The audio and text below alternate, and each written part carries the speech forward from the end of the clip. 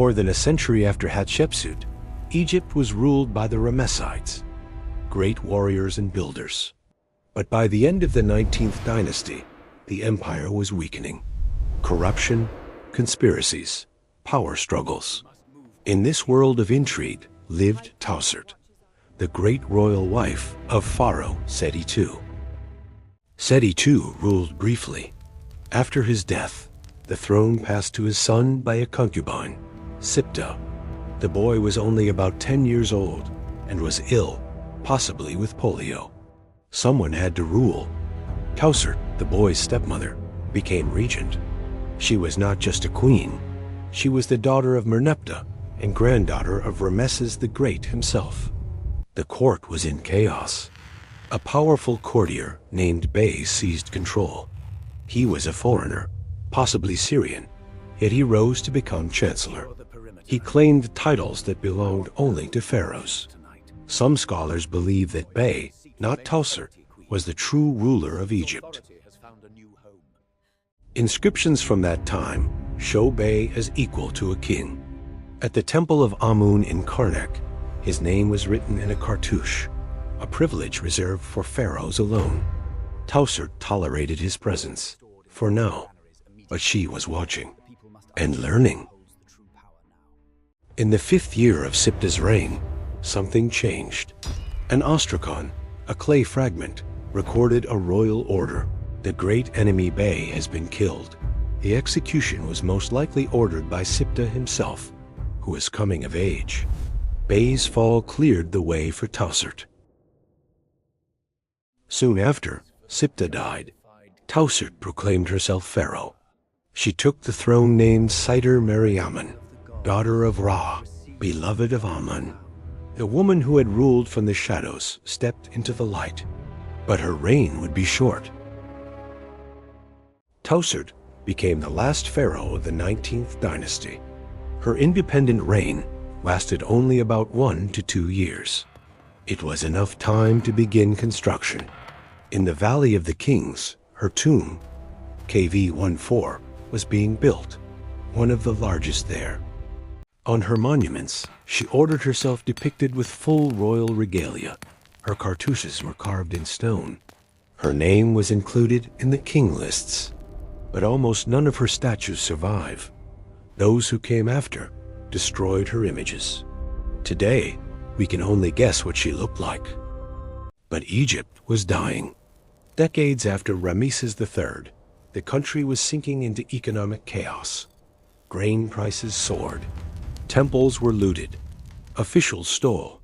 The workers at Deir el-Medina, the tomb builders, went on strike because they were not paid. Tausert ruled at the height of this crisis. She tried to hold the empire together, but the forces against her were overwhelming. The court was torn by intrigue. Nobles fought for power. Discontent grew in the provinces. A woman on the throne became an easy target for her enemies. Bey was executed by order of the young pharaoh Siptah, who was coming of age and wanted to free himself from an overbearing guardian. His fall removed the last obstacle for Tausert. Soon after, Siptah died. Tausert was alone. No allies, only a crown and an empty palace, and enemies waiting for her to fall. The only nearly complete statue of Tausert today is in the British Museum. It was found in her tomb, KV-14, a royal headdress, a damaged face. The statue stands in a hall surrounded by relics of her enemies. It is silent, but its name is carved on the base. Stones that could not be erased. After Tausert's death, Egypt plunged into civil war. A stela from Elephantine, erected by her successor, describes those years as chaos. The land was abandoned, the inscription reads. There was no ruler for many years.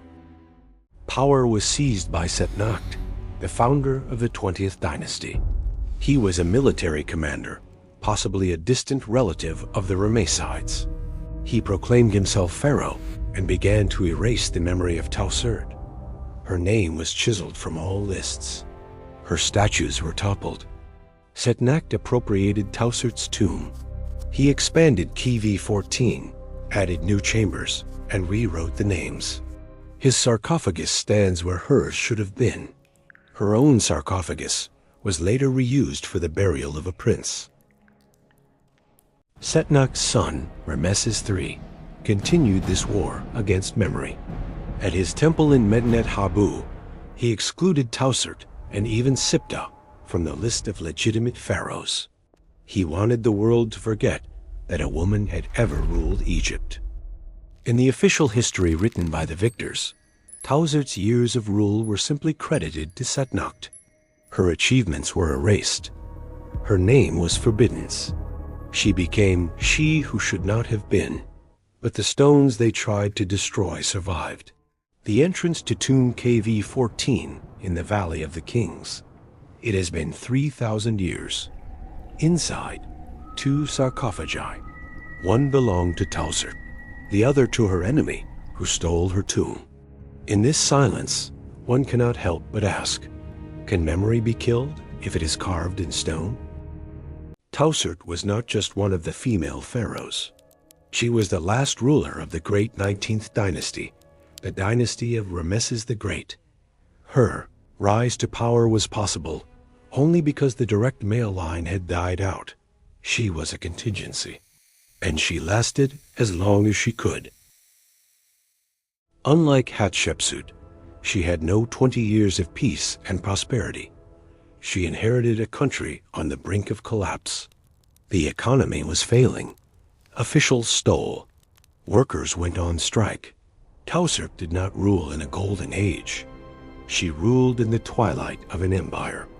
And that is her tragedy. Her enemies could not forgive a woman for holding power. After her fall, they did everything to erase her from history. But Tausert's name survived not because of her victories. There were almost none. It survived because of the stones.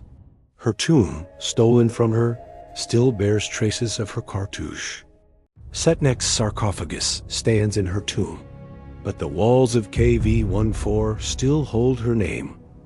Carved, plastered over, yet still readable. The victors tried to replace her with themselves. But the stone remembers the original inscription. This is not revenge. It is simply a fact. The truth remains. Tausert left no great temples, won no grand battles. She built no obelisks, sent no expeditions to Punt. Her legacy is not achievements.